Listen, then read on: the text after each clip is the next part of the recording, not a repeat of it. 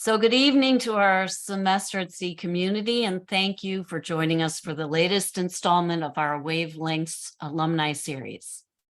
This online series highlights the talents of our SAS alumni around the world, and we feature an alum from a different industry career field on the SAS Alumni Association YouTube channel. We also recently launched the Semester at Sea Wavelengths podcast, which you can find wherever you get your podcasts. I'm Shelley Galloway, and I am the featured Semester at Sea alumnus. I'm a parent of 3 voyagers and a lifelong learner. I've sailed on 3 full voyages and 2 partial voyages. I'm also a member of the Lifelong Learning Council of the Alumni Association, and I've been on the Parent Council as well. And I have the distinct pleasure of introducing my friend and fellow artistic collaborator, sound artist Toy Cruz. Welcome, Troy. Thank you for having me. And we are going to be speaking about the inspiration that was provided to me when I sailed on Semester at Sea as a lifelong learner in spring 2015 by sound artist Erik DeLuca in his class, Music in Everyday Life. So thanks, Troy, for joining us. And can you give us a brief idea of how you yourself got into your studies of sound editing, sound art, and your educational background? Yes, thank you. It's so nice to be talking to you like this. So yeah, I've always really been interested in sound. When I think back to like my childhood, I remember being really adamant about having really good headphones that I liked, and even like EQing the music I was listening to when I was like 12. I don't know why I was doing that, but for some reason, shaping sound always interests me. I'm a musician as well, and I studied classical piano from about 4th grade until the end of my undergraduate degree, which I studied music and psychology. Oh, And wow. throughout high school and undergrad, I produced music for fun, specifically electronic music. And this taught me a lot about audio processing and editing at that time. And then after undergrad, I did not really know where my path was taking me. I just happened to stumble upon the Masters in Sound Arts and Industries program at Northwestern University because one of my undergrad alumni was completing her degree there. Okay. And it seemed like a perfect fit for me. And I was actually the first applicant of my class because I was just Wow. so excited about it. Yeah. Wow. Yeah. That's great. And then throughout that degree, I studied many different areas of sound, including, music, audio coding, film sound, and sound art. And I became pretty good at the technical side of it. And this helped a lot let my ideas flow through the editing and creative process. And my background in music production was also a key part. And ever since then, I've been working in audio as a freelance artist and audio engineer. That's kind of how that whole thing happened. And here I am. Great. Well, fantastic. Well, and I met Troy because my good friend Susan Romanelli, who is my co-artistic collaborator on the visual arts side, knew Troy and recommended him. And I had all these sounds that I had recorded on Semester at Sea. So we wanted somebody to produce a sound walk for our exhibition.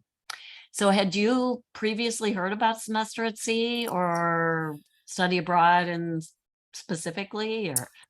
I had heard about it, but I didn't know anybody personally who actually did it. Um, I was probably too shy and anxious as a child to ever consider it. But it's it seems like something interesting that I would like to do in the future. Yeah, it's great. So Mhm. as an introduction to the artistic collaboration, I wanted to tell you a little bit about Erik DeLuca's class and how it impacted me as an artist. So as I said, lifelong learners take classes that are open after all the students have registered.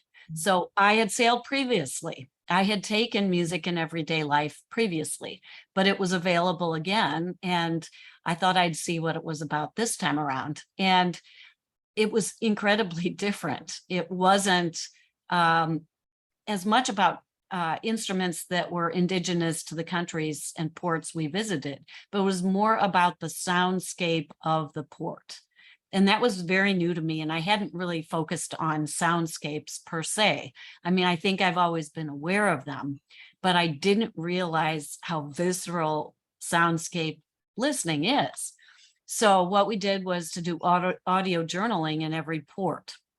And then we used a program called Audacity, which was pretty basic. And we had Zoom recorders and everybody in class participated. I know you're way more advanced than that, but for me, this was, I mean, Audacity operated a little bit like Photoshop. And I didn't realize about the layers and the blending, and it was actually more fun for me because I wasn't taking it too seriously. Mhm. But I found that by recording the sounds in each country, I could remember each place I'd been much more uh, tangibly than if it were just through photography. So I compiled all these sounds and didn't know what I was going to do with them. And so when Susan and I started this exhibition, it seemed like a perfect way to use them. So I do want to thank Erik DeLuca, who couldn't be with us, for his inspiration, and hope that maybe we can get him on in a later segment, because he is still teaching and he's still producing his own sound. And I think it's on SoundCloud, if you want to go listen to it. So our exhibition, for which Troy created this sound piece, was entitled Kintsugi. And Kintsugi is the Japanese art of repairing broken ceramics with gold leaf. And the term has become a lifestyle metaphor for brokenness and healing. And that was what our exhibit was about. So Troy, can you describe the process you used to create the piece for the exhibition? And did I tell you adequately about how and where these sounds were recorded? Definitely. I mean, yeah, you had all of your files were labeled really nicely, which was really good for me. But as you mentioned, I know you had all these sounds were recorded all over the world on Semester at Sea, and you also described the visual art show to me before I finished the piece, and I was able to read you and Susan's artist statements.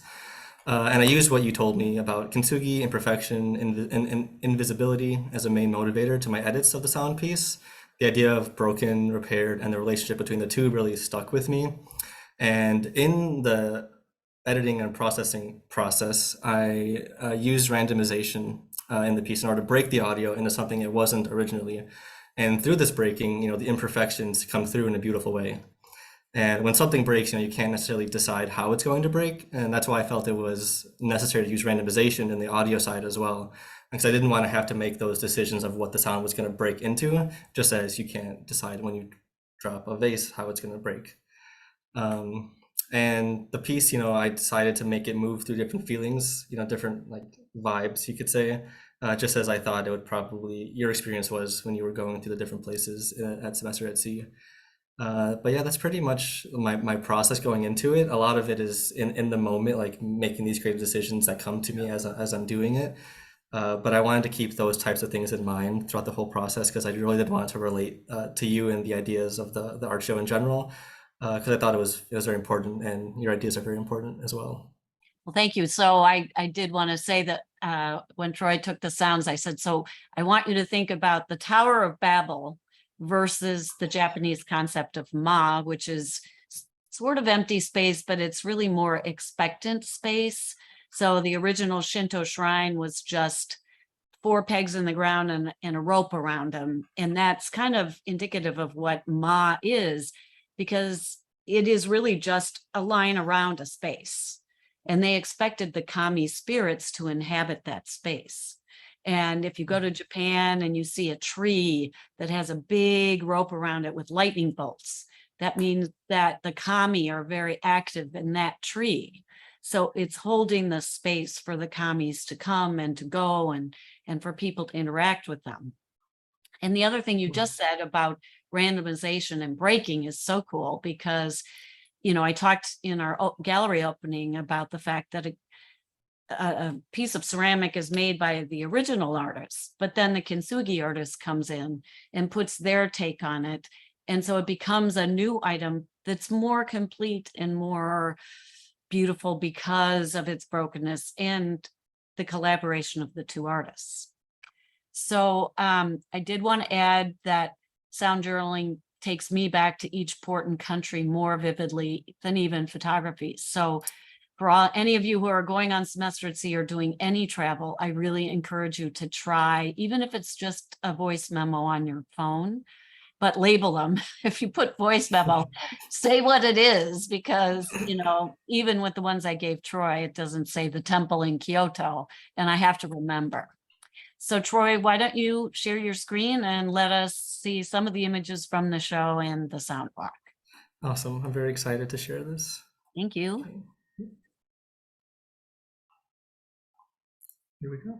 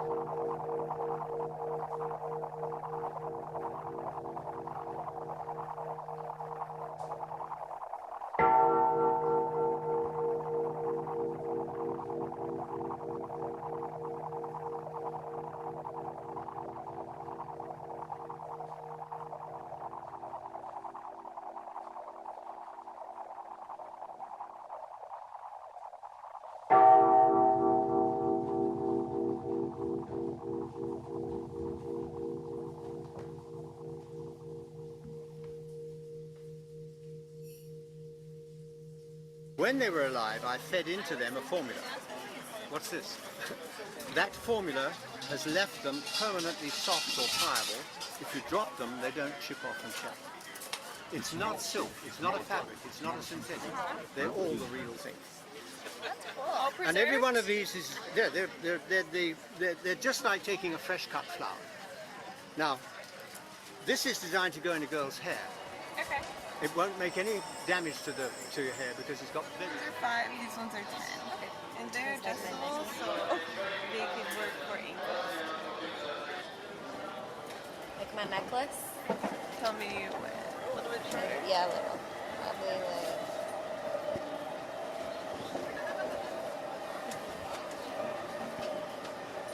These are beautiful.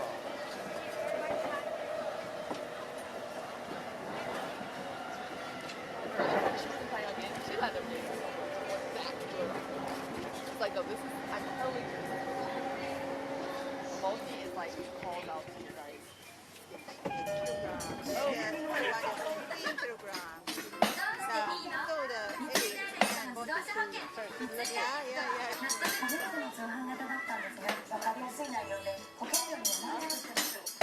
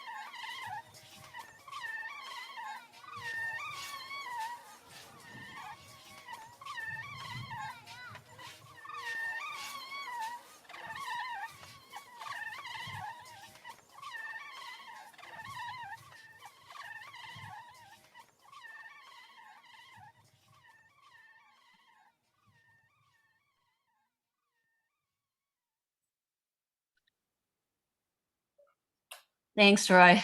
That's Every awesome. every time I hear something different. Yes. And just to explain, that last thing was a little wooden cart with a very rusty wheel in Tibet. And I don't know why, when that guy was pushing that, it excited me, and you did wonderful things with just the way you overlap that sound. So Yeah, I actually was thinking about this because it was very interesting listening to all these recordings that you had done, because usually the pieces I make are recordings that I have done, you know?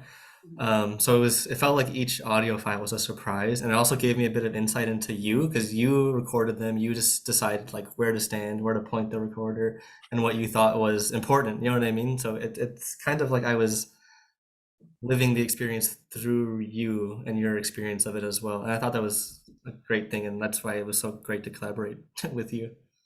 well, it just for those who are listening or watching this Wavelengths, I can't say how much, Semester at Sea has brought me in. And the question would be, people have asked me, why do you sail as a lifelong learner, and why do you do it multiple times?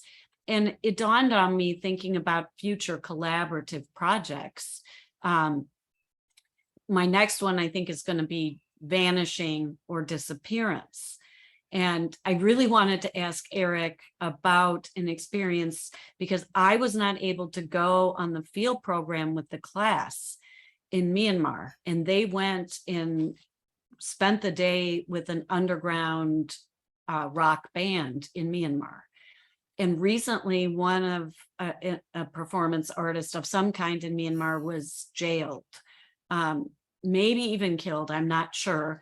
But the idea that when we go to these ports, we see them one time, but that's not what they're going to be the next time.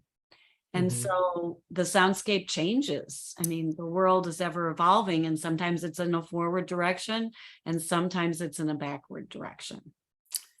Definitely, that's such a good point. There's things that have been recorded that will never be recorded again, ever, just as you say, which is such an interesting thing.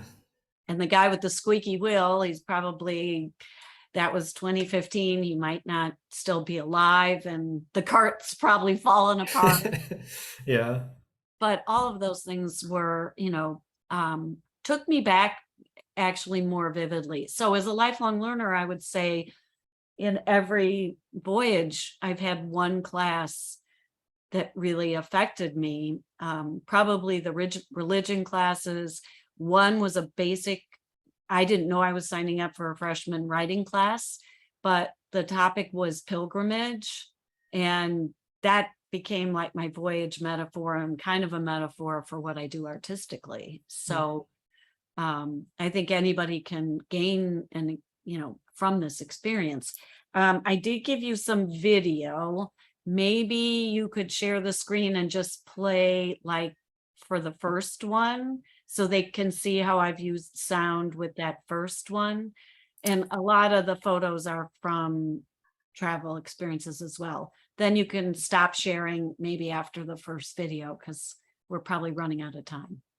Awesome. Sounds good. I'll do that right now. Yeah. Mm. Yeah.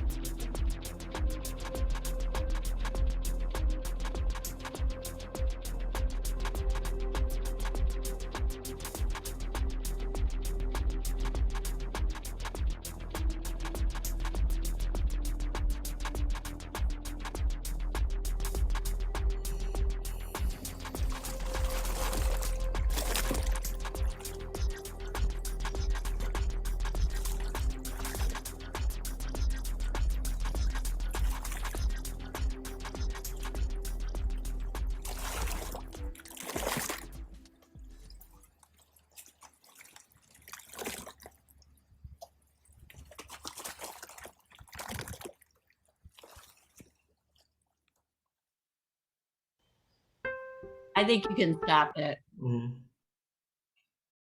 Okay, well, thank you, Troy. That was fun. And I hope, people get the idea that Semester at Sea has a lot to offer students and lifelong learners. It's about educational collaboration, artistic collaboration. Some of the best things on the ship were the coffee houses at night where students would perform, or the talent show where there's a crew talent show, there's a student talent show, and it's quite amazing what people bring to the ship. So I thank you for helping me tell the story, for joining Wavelengths, and thank you to all the SAS alumni and friends for joining us this evening. And as you consider giving back to the causes you care about, we'd like to remind you that Semester at Sea is a 501c3 nonprofit organization, and we need your support now more than ever.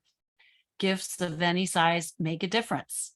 And if you know of anybody from your voyage who has an interesting story to tell, or about how Semester at Sea influenced their life and career paths, please email wavelengths@semesteratsea.org to be considered for a future Wavelength series segment. And thank you, everyone. And thanks, Troy. And thank you to Erik DeLuca for being a great teacher, and to all the teachers that I've had that have been inspiring. So Yes. And thank you so much for having me here as well. it was great. It was fun to do. Mhm. All right. Well, Yes. thank you. Good night.